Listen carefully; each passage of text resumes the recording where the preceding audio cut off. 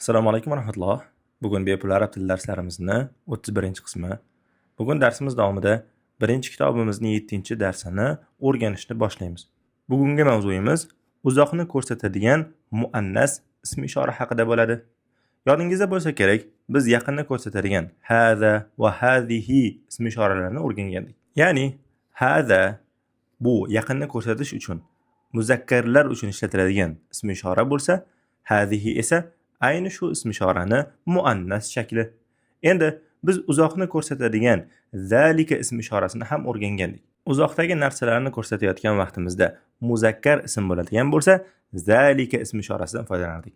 Ana endi uzoqdagi ana u degan vaqtimizda muannas narsalarni ko'rsatayotgan vaqtimizda esa tilka ism ishorasidan foydalanamiz. Arab tilida mana shu ko'rib turgan 4 misolimizni bir o'ringa jamlagan holatda ismul ishora, ya'ni ko'rsatish olmoshlari deb ataladi. Ism degani ism, ishora esa ko'rsatish, ishora etish degan ma'noni ifodalaydi. Umumiy qilib aytganda, mana shu 4 ismni biz biror bir narsani ko'rsatish sifatida ishlatamiz. Endi ularni jinsiga qarab, muzakkar bo'lsa hada va zalikalardan foydalanamiz, muannas bo'lsa esa hadihi va tilka ism ishoralardan foydalanishimiz mumkin bo'ladi. Bugun mana shu tilka ism ishorasini misollar bilan qo'llanilishini ko'rib chiqamiz. Bu mavzuyimiz aslida juda ham oson. Sababi o'tgan darslarimizda mana shu ism ishoralardan qanday foydalanish kerak ekanligi, savol o'rinlarida qanday ishlatishimiz kerak ekanligi haqida misollar bilan batafsil o'rgangandik. Endi esa tilkani qanday qo'llashimiz kerak ekanligini o'rganib olsak bas. Keling birgalikda 39-sahifadagi misollarni o'rganishni va tahlil qilishni va yangi lug'atlarni yozib olishni boshlaymiz. Yaqinimizda turgan shaxsni kim ekanligi haqida so'raymiz. Man hazihi. Ko'rsatayotgan shaxsimiz muannas bo'lganligi uchun hazihi ism ishorasidan foydalandik. Javobi esa hazihi Aminatu. Bu kim? Bu Amina. Endi bizdan uzoqroqda turgan kishi haqida savol beramiz. Va man tilka. Ana u kim? Uzoqdagi ko'rsatayotgan kishimiz muannas bo'lganligi uchun biz tilka ism ishorasidan foydalandik. Javobi esa tilka Fatimatu. Ana u Fatima. Nega Fatimatun demadim? Sababi muannas atoqli otlar, ya'ni ayollarning ismlari hech qachon tanvin olmasdan o'qiladi. Ya'ni Fatimatun bo'lmaydi hech qachon. Balki Fatimatu shaklida qoladi. Qolgan ismlar ham mana shu shaklda o'qiladi. Keyingi misol Hazihi tabibatun va tilka mumarridatun. Bu shifokor va anavi hamshira.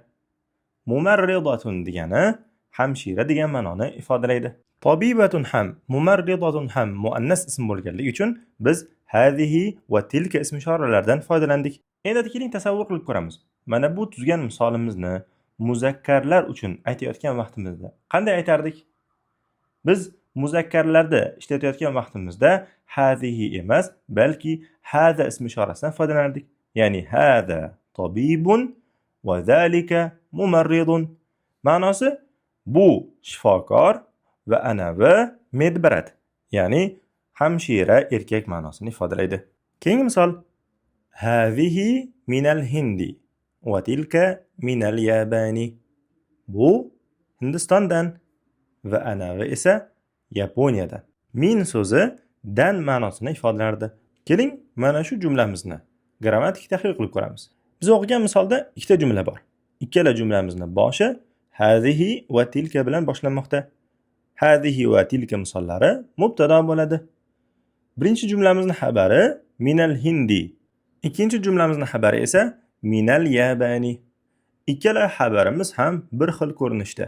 Ikkala xabarimiz ham xabar shibhu jumla shaklida, ya'ni xabarimiz ibora ko'rinishida kelmoqda. Keyingi misolga o'tamiz. Hazihi tawilatun va tilka qasiratun. Bu novcha, anavi esa qisqa. Tawilatun muannas shaklida. Shu sababli ham hazihi ism ishorasidan foydalandik. Qasiratun ham muannas. Shu sababli ham tilka ism ishorasidan foydalandik. Bu ikkala misolimiz bo'yni novchaligi va qisqaligini ifodalab kelmoqda. Agarda bu misolimizni muzakkarlar uchun ishlatadigan bo'lsak, quyidagicha ishlatishimiz kerak. Hada tawilun va zalika qasirun. Bu novcha va anavi bo'yi past. Muzakkar shaklida hada ism ishorasidan va zalika ism ishoralaridan foydalandik va so'zni so'ngida turgan ta'mir butani olib tashladik. Tushunarli bo'lgan bo'lsa, keyingi misolga o'tamiz. Man hada. Bu kim? Oldimizdagi erkakni nazarda tutib, bu kim deb savol berdik. Javobi esa quyidagicha. Hada Hamidun. Bu Hamid. Ana endi uzoqdagi kishini ko'rsatib, anavi kim demoqchi bo'lsak, va man zalika shaklda ishlatamiz. Javobi esa quyidagicha. Zalika Aliyun. Anavi Ali. Tushunarli bo'lgan bo'lsa, keyingi misolga o'tamiz. Atilka dajajatun. O'rdakni ko'rsatib, anavi tovuqmi deb savol berdik. Javobi esa la tilka battatun. Yo'q, u o'rdak shaklda javob berdik. O'rdak so'zi ham, tovuq so'zlari ham muannas shaklda bo'lganligi uchun biz tilka ism ishorasidan foydalandik. O'rgangan misollarimiz ichida biror bir qoidani o'rganmadik. Sababi o'tgan misollarimizda o'rgangan qoidalarimiz asosida tilka ham xuddi shunday foydalanar ekan. Ya'ni biz hada va zalika misollarini amalda qo'llaganimizdek, tilkani ham xuddi shunday qo'llar ekanmiz. Matnimizni 39-sahifasidagi qismini o'qib bo'ldik. Ana endi 40-sahifadagi qismiga. Ma tilka. Anavi nima? Uzoqdagi narsani ko'rsatib, u nima degan savolni beryapmiz. Tilka baydatun. U tuxum. Baydatun so'zi tuxum degan ma'noni ifodalaydi. Bu ham muannas bo'lganligi uchun biz tilka ism ishorasidan foydalandik. Keyingi misol. Hazihi sayyaratul mudarrisi va tilka sayyaratul mudiri. Bu o'qituvchining mashinasi va anavi direktorning mashinasi. Bu degan vaqtimizda ham, ana bu degan vaqtimizda ham muannas ism ishoralaridan foydalandik. Sababi ko'rsatayotgan narsalarimiz muannas bo'lganligi uchun. Keyingi misolga o'tamiz. Asa'atu Abbasin hazihi.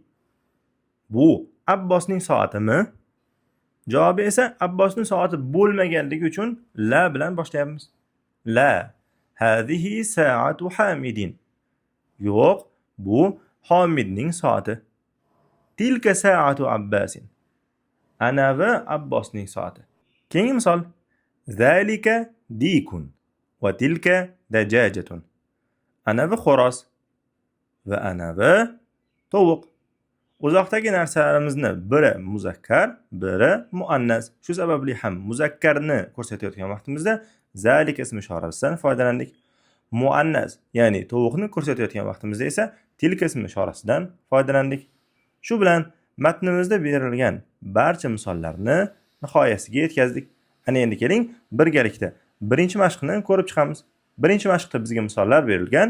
Bu misollarni o'qib, grammatik tahlil qilamiz va ma'nolarini lug'at daftarimizga yozib olamiz. Tayyor bo'lsangiz boshlaymiz. Birinchi misol. Hazihi madrasatun va tilka jami'atun. Bu maktab, anavi esa universitet. Maktab so'zi ham, universitet so'zi ham muannas so'z hisoblanganligi uchun biz bu so'zlardan oldin muannas shakldagi ism ishoralaridan foydalandik. Hazihi va tilka misollardan. Keyingi misolga o'tamiz. Zalika himarun va tilka baqaratun. Anavi eshak va anavi esa sigir. Uzoqdagi ko'rsatayotgan birinchi narsamiz muzakkar so'z hisoblanganligi uchun biz zalika ism ishorasidan foydalandik. Ikkinchi ko'rsatayotgan narsamiz muannas so'z hisoblanganligi uchun tilka ism ishorasidan foydalandik. Keyingi misolga o'tamiz. Uzoqdagi narsani ko'rsatib, savol beramiz. Azalika masjidun. Anavi masjidmi? La, zalika madrasatun. Yo'q, u maktab. Uzoqda turgan binoni ko'rib, biz masjid deb o'yladik va uni ko'rsatib, azalika masjidun, ya'ni u masjidmi yoki masjid emasmi deb tasdiqlovchi savolni berdik. Ko'rsatayotgan narsamiz muzakkar bo'lganligi uchun zalika ism ishorasidan foydalandik. Javobimizda ishlatayotgan tilka ism ishorasi madrasatunga munosib shaklda. Ya'ni madrasa so'zi muannas so'z hisoblanganligi uchun unga munosib tilka ism ishorasidan foydalandik. Keyingi misol. Hada jamalun. Bu tuya. Va tilka naqatun. Va anavi esa urg'ochi tuya. Naqatun so'zi urg'ochi tuya ma'nosini ifodalaydi. Jamalun esa tuya degan ma'noni ifodalaydi. Tushunarli bo'lgan bo'lsa, keyingi misolga o'tamiz. Hazihi mudarrisatun va tilka talibatun. Nega bu misolni mudarrisa deb o'qidim? Sababi ro harfining ustida tashdid bo'lganligi uchun. Tashdidi bo'lmaganda madrasa deb o'qirdim. Hadihi bu mudarrisatun o'qituvchi degani. Tilka ana u degani. Tolibatun talaba. Bu o'qituvchi, ana bu talaba degan ma'noni ifodalayapti. Keyingi misolga o'tamiz. Hada kalbun va zalika qittun. Bu kuchuk, ana u esa mushuk. Ko'rsatayotgan ikkala ismimiz ham muzakkar hisoblanganligi uchun hada va zalika ism ishoralaridan foydalandik. Keyingi misolga o'tamiz. Hada baytul muazzini va tilka hadiqatut tajiri. Bu muazzinning uyi. Muazzin azon aytuvchi degani. Bayt so'zi muzakkar hisoblanganligi uchun biz hada ism ishorasidan foydalandik. Hadiqa bog' degan ma'noni ifodalaydi. Hadiqatut tajiri tijoratchining bog'i degani. Endi hadiqa so'zi muannas so'z hisoblanganligi uchun biz bunga tilka ism ishorasidan foydalandik. Ko'pchilik o'quvchilar mana shu kabi misollarda bir o'rinda xato qilishadi. Ya'ni biz ishora qilayotgan vaqtimizda uy muazzinniki bo'lganligi uchun hada deyapmiz. Agar muazzinniki emas, biror bir ayolniki bo'lganda hazihi ism ishorasidan foydalanardik degan xato tushuncha bor. Shu misolimiz mana shu xato javobni bartaraf qiladi. Birinchi gapimizda hada ism ishorasidan foydalandik. Bayt so'ziga nisbatan. Lekin muazzin muzakkar. To'g'ri, muazzinning uyi dedik. Ikkinchi misolimizda-chi, nega tilkani ishlatdik? Tijoratchi o'g'il bola-ku. Albatta bu yerda biz e'tiborimizni ishlatayotgan, ko'rsatayotgan so'zimizga qaratamiz. Ko'rsatayotgan narsamiz muzakkar bo'lganligi uchun biz unga munosib muzakkar so'zdan foydalanishimiz kerak. Muannas so'z bo'lsa, bunga munosib muannas so'zdan foydalanishimiz kerak. Ya'ni ko'rsatayotgan narsamiz izofa bo'lib kelayotgan bo'lsa, biz muzofga, ya'ni so'z birikmasini muzof qismiga ahamiyatimizni qaratamiz. U muzakkar bo'lsa, demak, ko'rsatish olmoshi ham muzakkar, muannas bo'lsa, ko'rsatish olmoshi ham muannas bo'lishi kerak. Ana endi keling grammatik tahlil qilamiz. Hada mubtada bo'ladi. Baytu esa uning xabari. Baytu so'zi izofa bo'lib kelmoqda. Shu sababli ham birinchi bo'lagini muzof deymiz. Muazzinini muzofun ilayh deb aytamiz. Vav harfidan keyin kelayotgan misolimiz alohida jumla. Tilka mubtada, hadiqa esa uning xabari. Hadiqa so'zi o'zi muzof, at-tajiri esa muzofun ilayh bo'lib kelmoqda. Shu bilan 40-sahifada berilgan birinchi mashqni ham nihoyasiga yetkazib oldik. Bugunga shu yergacha yetadi. Sizlarga silsilaviy shakldagi bepul darslarimiz manfaatli bo'layotgan bo'lsa, fikrlaringizni izohlarda qoldiring. Assalomu alaykum va rahmatulloh.